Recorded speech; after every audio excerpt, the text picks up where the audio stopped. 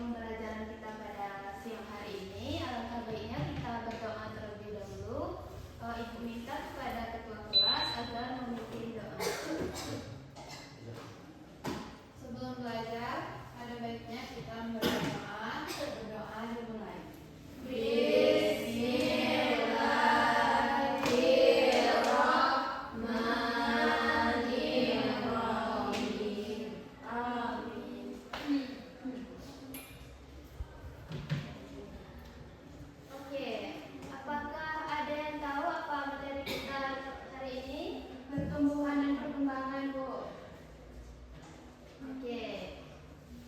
Meli pernah mengalami pertumbuhan dan perkembangan nggak?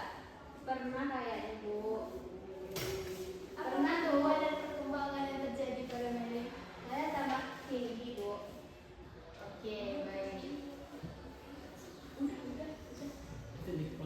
Iya. Ibu jelaskan dulu ya apa tujuan dari pembelajaran kita hari ini.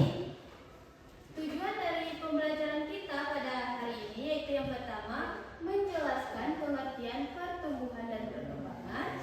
Yang kedua yaitu untuk mengidentifikasi pertumbuhan dan perkembangan pada tumbuhan, manusia dan hewan. Jadi yang mengalami pertumbuhan bukan manusia aja ya Meli? Ya Bu. Tetapi hewan dan tumbuhan juga mengalami pertumbuhan dan perkembangan. Nah, selanjutnya tujuannya yaitu untuk menyebutkan faktor-faktor yang mempengaruhi dari pertumbuhan dan perkembangan. Nah, pengertian pertumbuhan yaitu pertumbuhan adalah proses biologis yang terjadi pada makhluk hidup, dapat berupa peningkatan volume, bobot maupun jumlah sel. Nah, pertumbuhan ini itu bersifat irreversibel. Ada yang tahu apa itu irreversibel? Tidak dapat diukur. Jadi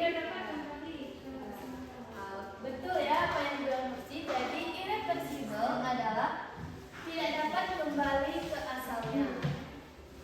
Contohnya tadi Mary ya. Mary tidak dapat mengecil lagi kan Mary? Jadi itulah mengapa pertumbuhan itu bersifat irreversibel dan bersifat kuantitatif, yaitu dapat diukur seperti yang dikatakan oleh Mary tadi. Nah, selanjutnya yaitu ada pengertian perkembangan. Nah, perkembangan ini adalah proses menuju kedewasaan atau kematangan. Dan perkembangan ini yaitu bersifat kualitatif atau tidak dapat dihitung. Nah, perkembangan ini itu bersifat reversibel. Apa itu reversibel? Reversibel tadi, reversibel itu tidak dapat kembali ke asalnya. Kalau reversibel itu apa? Bisa kembali ke asal. Ya, bisa kembali ke asalnya atau bisa memiliki yang sama dengan induknya. Selanjutnya yaitu faktor yang mempengaruhi pertumbuhan dan perkembangan, itu ada dua, yaitu faktor internal dan faktor eksternal. Nah, faktor internal yaitu terdiri dari gen dan hormon. Supaya kalian lebih mudah untuk mengingatnya, kita bisa mengingatnya dengan gendang hormonal, yaitu gen dan hormon. Nah, selanjutnya yaitu ada faktor eksternal. Yang mempengaruhinya yaitu ada suhu, nutrisi, air, cahaya, dan kelembapan, atau yang bisa kita singkat sebagai SNAP. Apa saja itu Mary? Suhu, nutrisi, cahaya, kelembapan, air, suhu, nutrisi, air, cahaya, dan kelembapan. Nah, pertumbuhan pada tumbuhan itu dimulai dari proses perkecambahan. Nah, di sini kita bisa lihat ini adalah biji yang masih utuh. Nah, di dalam biji itu terdapat endosperm, yaitu cadangan makanan, tempat cadangan makanannya. Nah, proses yang pertama terjadi pada perkecambahan yaitu inhibisi. Nah, proses inhibisi ini adalah proses penyerapan air. Proses penyerapan air ini berfungsi untuk mengaktifasi hormon giberelin. Nah, hormon giberelin ini nanti akan mengaktifasi masih lagi enzim amilase.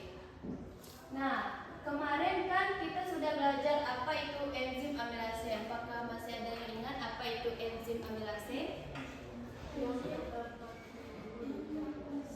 Apa fungsinya enzim amilase itu?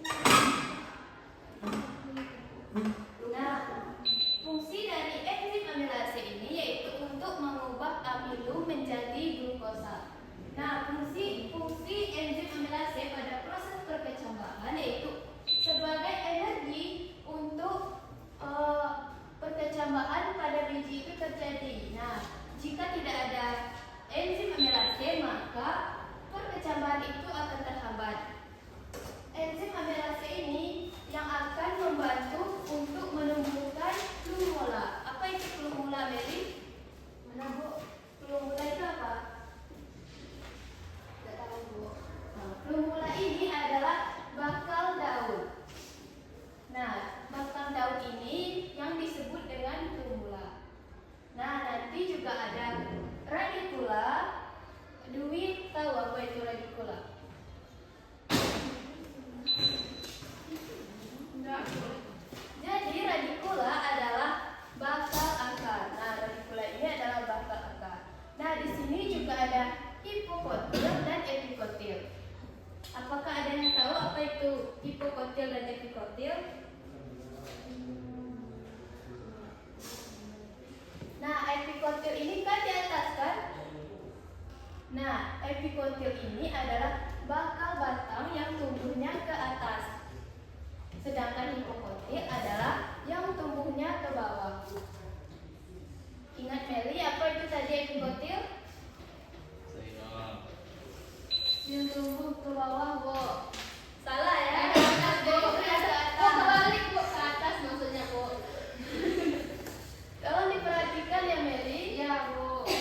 Nah, di sini juga ada kotiledon. Kotiledon ini adalah topik biji dan ada testa yaitu kulit.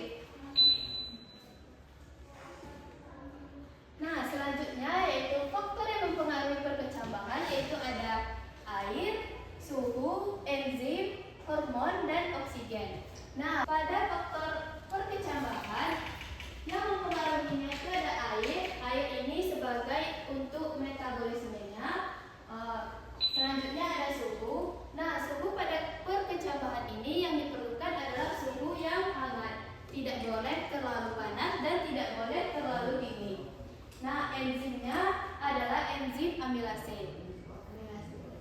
Apa tadi fungsi enzim amilase dari mengubah amilum menjadi glukosa? Ya, betul ya. Nah, selanjutnya ada hormon giberlit dan ada oksigen. Nah, oksigen ini sangat penting untuk perkecambahan. Jika tidak ada oksigen, maka perkecambahan ini akan terhambat.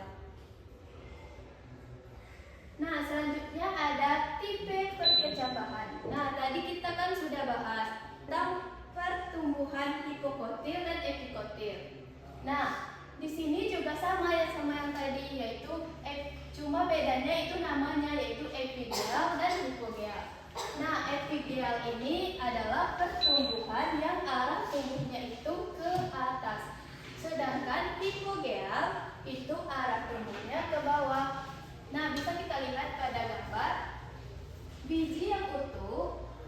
Nah, ini adalah hipokotilnya. Nah, akarnya ini, batangnya ini itu tumbuhnya ke bawah. Nah, lama-kelamaan bijinya ini akan terangkat ke atas, lalu akan tumbuh apa tadi, Dwi? Apa yang tumbuh di sini, Dwi? Jadi yang tumbuh di sini itu adalah plumula, yaitu calon daun. Nah, semakin lama dia akan terangkat sehingga dia akan jatuh ke tanah dengan sendirinya. Karena plumulanya itu bertumbuh semakin membesar. Nah, selanjutnya yaitu perkecambahan hipogeal. Nah, yang memanjang itu adalah yang tumbuhnya itu ke bawah. Nah, lihat kan perbedaannya?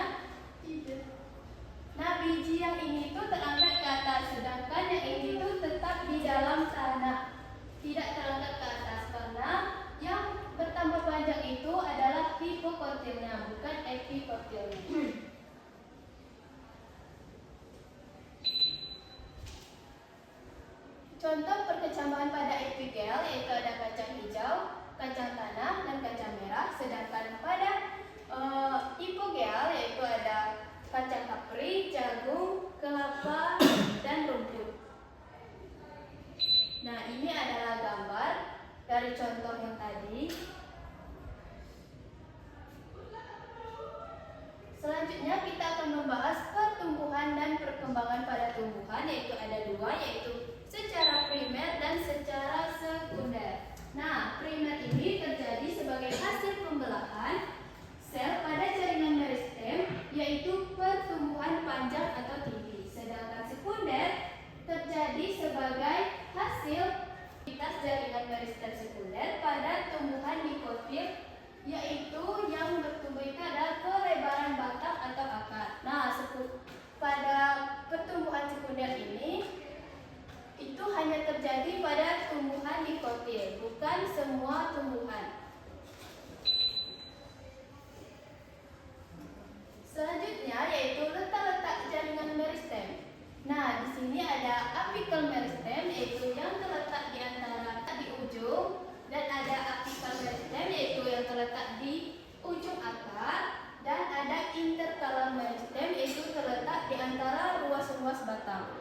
Nah, selanjutnya ada lateral meristem. Ini adalah yang melebar tadi. Nah, selanjutnya kita akan membahas hormon pada tumbuhan. Nah, hormon pada tumbuhan itu ada 7, yaitu yang pertama auksin, giberelin, sitokinin, asam absitat, kalin, gas etilen, dan asam traumalin. Nah, kita akan membahas satu-satu hormon pada tumbuhan. Nah, yang pertama yaitu ada hormon auksin. Nah, auksin adalah hormon yang berasal dari titik tumbuh yang bersifat mudah rusak jika terkena cahaya matahari. Meli, tolong diperhatikan ya. Kenapa auksin itu mudah rusak, Meli? Karena sering terkena cahaya matahari, Ibu. Makanya diperhatikan ya, Meli. Jangan main HP saat Ibu mengajar. Nah, di sini kita bisa lihat perbedaan antara rusak terkena cahaya matahari dan yang tidak rusak terkena cahaya matahari. Yang mana yang rusak terkena cahaya matahari, Meli? Nah, yang mana yang rusak terkena cahaya matahari? Yang kanan. Yang kanan, ya? Gak tahu saya, Bu. Kenapa saya terus dari tadi, Bu? Ya karena Meli tidak memperhatikan Ibu menjelaskan di depan. Jangan main HP lagi ya, Meli. Nanti Ibu ambil HP-nya. Jadi yang rusak itu yang membengkok. Nah, ini adalah tumbuhan yang menerima cahaya matahari dari atas, sehingga itu cahaya mataharinya itu menyeluruh kanan dan kiri, sehingga pertumbuhannya ini akan terus ke atas lurus. Sedangkan pada yang sebelah kanan yaitu pertumbuhannya itu terkena cahaya mataharinya itu hanya di sebelah kiri saja. Nah, maka tumbuhan pada jaringan sebelah kanan akan mengalami terhambat karena tidak terkena cahaya matahari. Oke, selanjutnya yaitu hormon giberelin. Nah, hormon giberelin merupakan zat tumbuh yang terdapat hampir di semua tumbuhan yang berfungsi untuk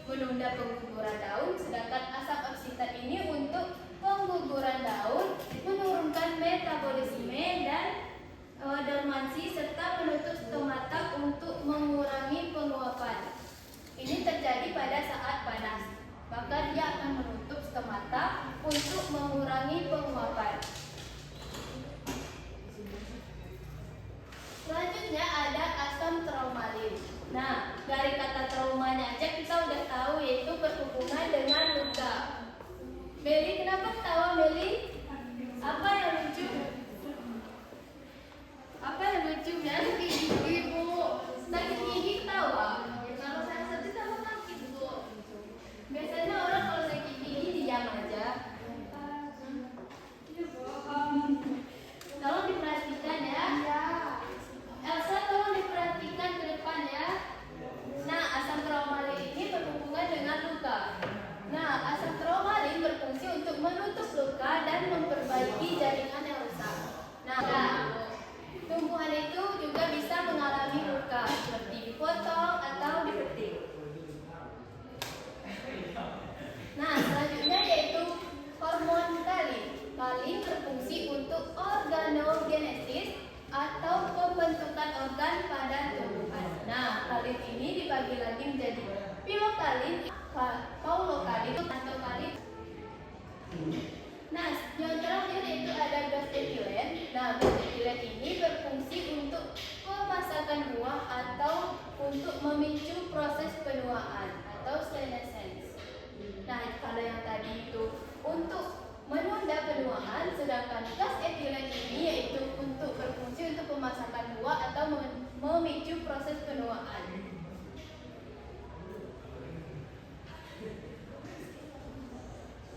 Apa ini tidak ada yang memperhatikan Ibu menjelaskan di depan? Saya memperhatikan. Kami memperhatikan udah bosan? Udah. Mau ice breaking? Oke, kita ice breaking dulu ya supaya kalian semua itu fokus pada materi yang Ibu sampaikan. Mau ice breaking yang bagaimana, Mary? Secara Ibu aja. Oke, kita ice breaking ya. Jadi instruksinya itu kalau Ibu bilang buka mulut, tertawa 3 kali, hahaha. Pokoknya kan 3 kali ya kan, jadi tertawanya 3 kali. Oke, udah tahu kan instruksinya? Kalau Ibu bilang buka mulut, tertawa 3 kali, hahaha. Buka mulut, tertawa 2 kali, haha. Buka mulut, tertawa 1 kali, haha. Buka mulut, tertawa tanpa suara. Nanti kalau ada yang bersuara kita hukum ya. Oke, udah tahu semua kan? Tertawa tanpa suara juga ada. Ya nggak bersuara, namanya juga tanpa suara. Mana sih? Berdiri aja. Oh ya, berdiri semuanya ya.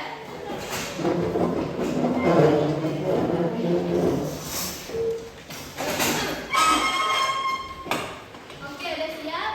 Siap. Buka mulut, tertawa 3 kali. Tanda buka mulut, tertawa 2 kali. Ada yang lebih itu? Siapa yang? Oke, udah ya. Buka mulut, tertawa 1 kali. Buka mulut, tertawa tanpa suara. Buka mulut, tertawa 3 kali.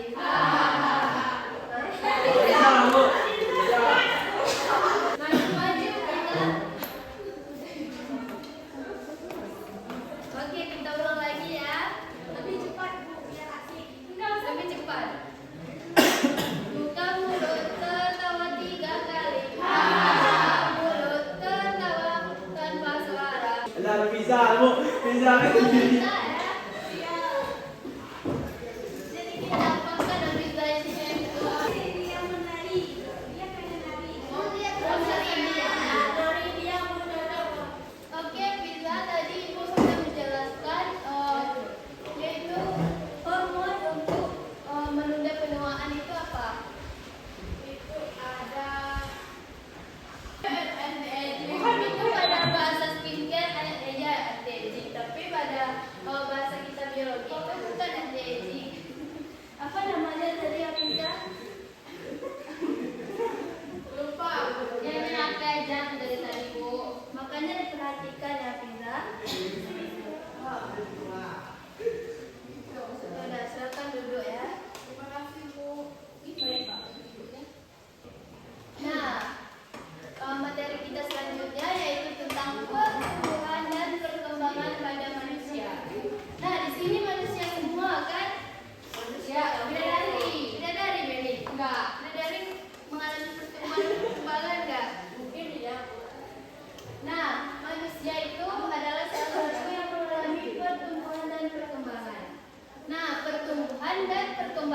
pada manusia itu ada dua, yaitu pra kelahiran dan pasca kelahiran.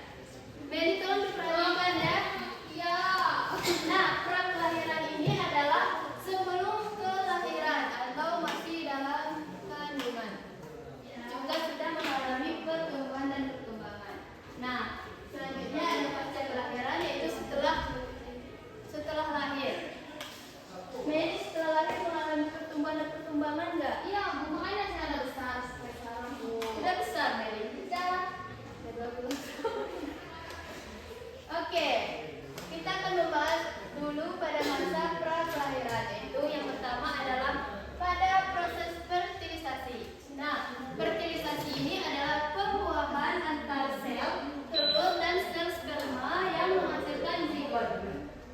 Nah, selanjutnya pada hari ke-6 sampai dengan 9, embrio ini menanamkan diri pada dinding rahim atau menempel pada rahim ibunya. Nah, selanjutnya yaitu pada minggu kedua terjadi pertumbuhan pertama, yaitu pertumbuhan pada sel otak.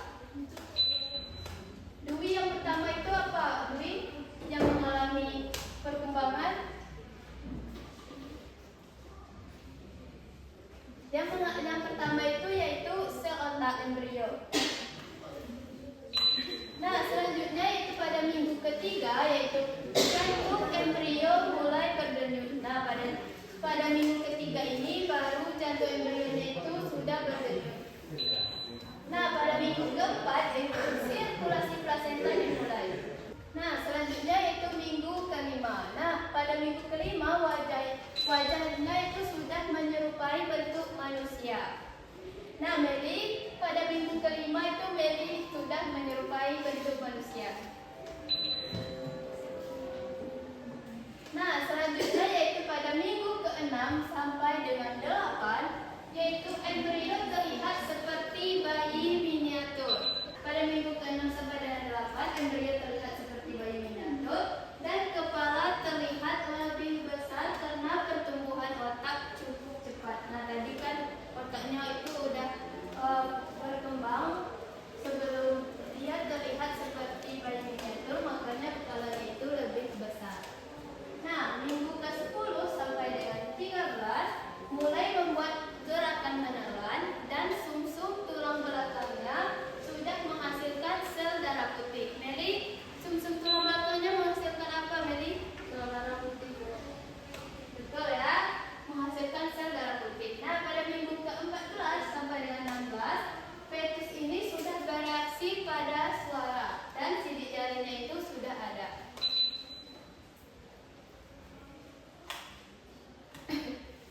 Nah, selanjutnya yaitu pada pra kelahiran. Nah, pada minggu ke-19 itu bayi berumur muda. Minggu ke-24 pada usia ini itu memungkinkan bayi bertahan di luar rahim. Nah, selanjutnya yaitu pada bayinya itu lahir. Nah, selanjutnya kita akan membahas pasca kelahiran atau setelah kelahiran.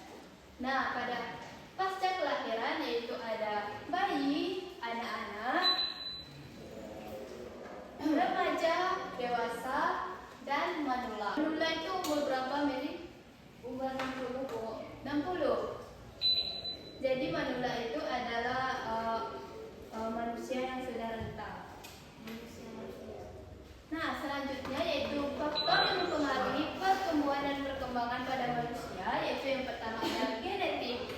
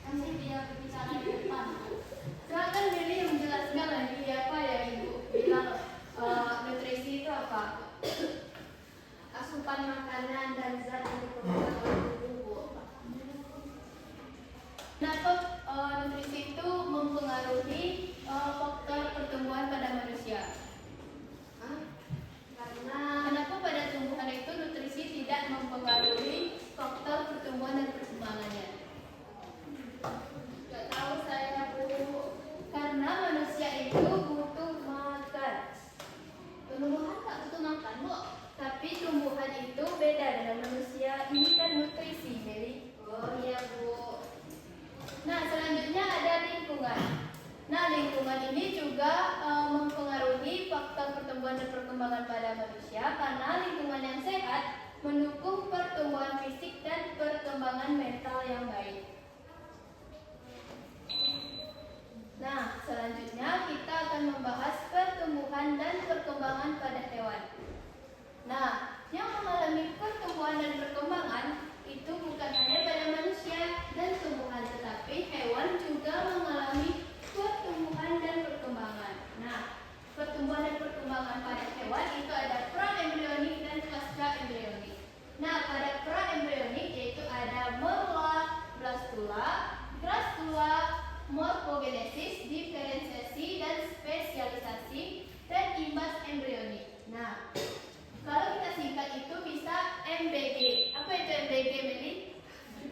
Bukan makan bergizi gratis ya, tapi morula, blastula, dan gastrula. Nah, selanjutnya yaitu ada pasca embrionik yaitu regenerasi dan metamorfosis.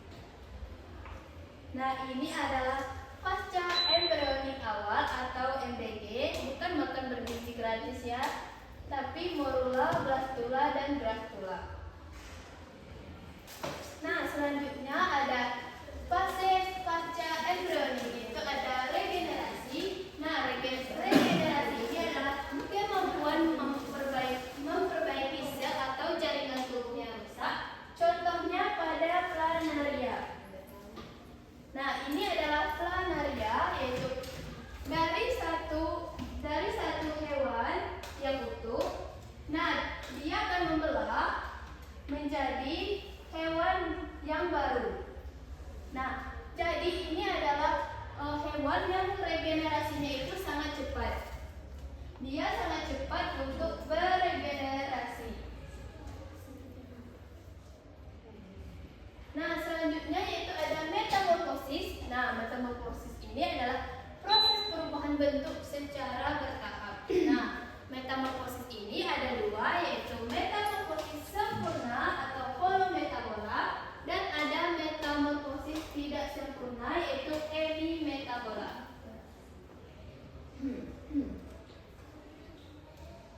Nah, ini adalah contoh metamorfosis sempurna.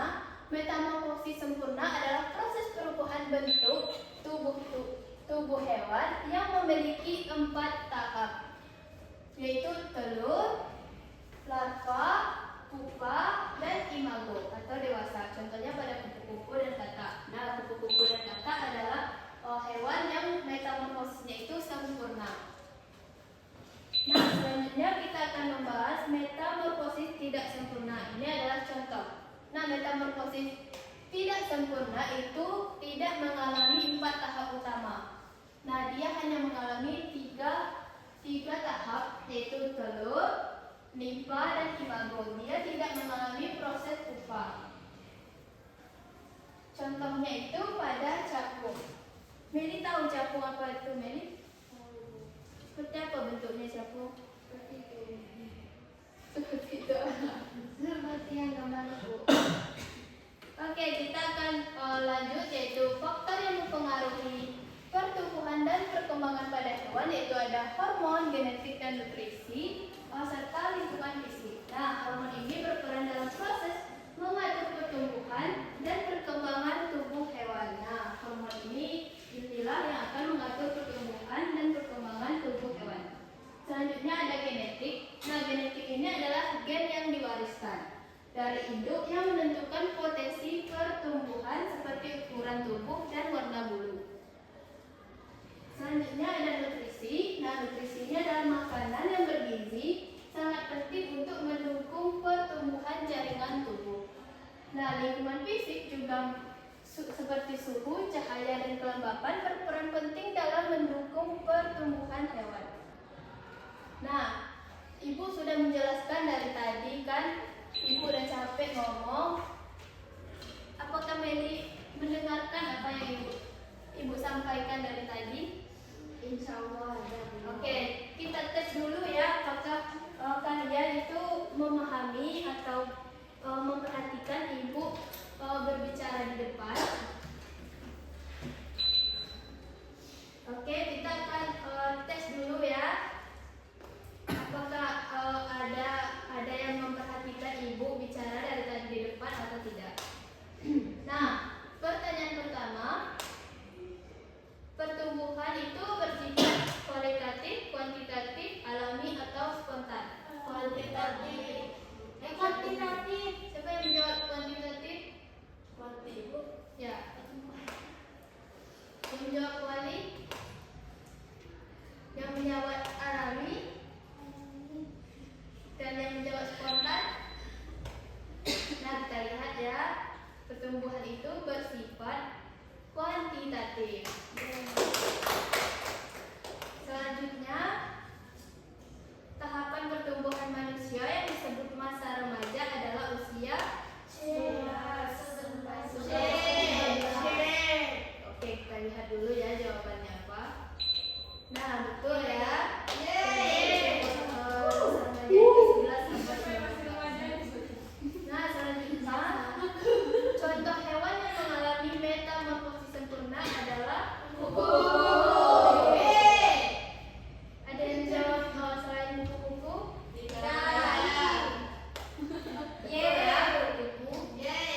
Nah, hormon tumbuhan yang mempengaruhi pertumbuhan akar adalah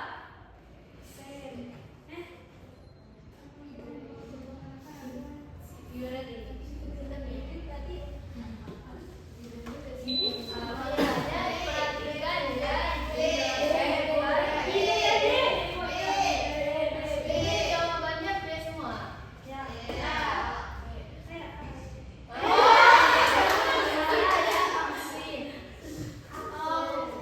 Auksin adalah hormon yang mempengaruhi awal pertumbuhan. Nah, selanjutnya faktor utama yang mempengaruhi pertumbuhan manusia adalah nutrisi. Oke, betul. Meli, kenapa nggak jawab, Meli? Nutrisi saya bilang tadi Bu B. Nah, berarti ada yang memperhatikan, ada yang enggak ya. Lain kali tolong diperhatikan siapapun gurunya yang menjelaskan di depan.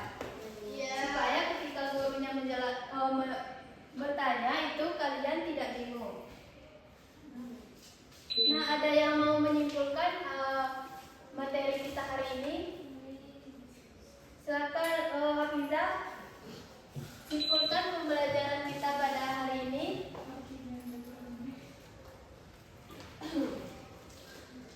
Silakan Hafizah. Jadi pertumbuhan itu bersifat kuantitatif. Terus ada yang mengalami pertumbuhan pada manusia itu ada nutrisi. Udah itu aja. Itu aja. Bisa ditambahin sama Syarifah Bu. Oh, Syarifah, silakan ditambah apa kesimpulan dari pembelajaran kita hari ini? Yang pertama kan pertumbuhan itu bisa diukur kuantitatif ya. Kalau perkembangan itu bersifat kualitatif. Cuma itu aja. Terus juga ada pertumbuhan di manusia itu ada pas sebelum lahir sama sesudah lahir. Pada hewan? Kalau pada hewan? Lupa Bu. Yuli, mau menyimpulkan apa hasil dari pembelajaran kita hari ini?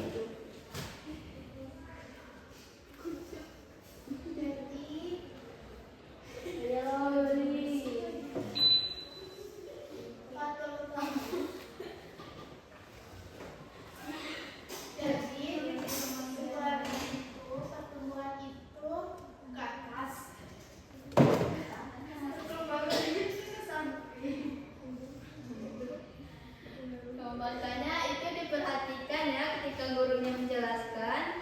Jangan gurunya bicara di depan, kalian bicara lagi di belakang. Makanya ilmu itu susah untuk masuk. Nah, jadi kesimpulan pada pembelajaran kita pada siang hari ini yaitu pertumbuhan adalah peningkatan ukuran, sedangkan perkembangan adalah proses menuju kedewasaan. Nah, faktor yang mempengaruhinya itu ada faktor genetik, hormon, dan lingkungan yang mempengaruhi proses pertumbuhan dan perkembangan. Nah,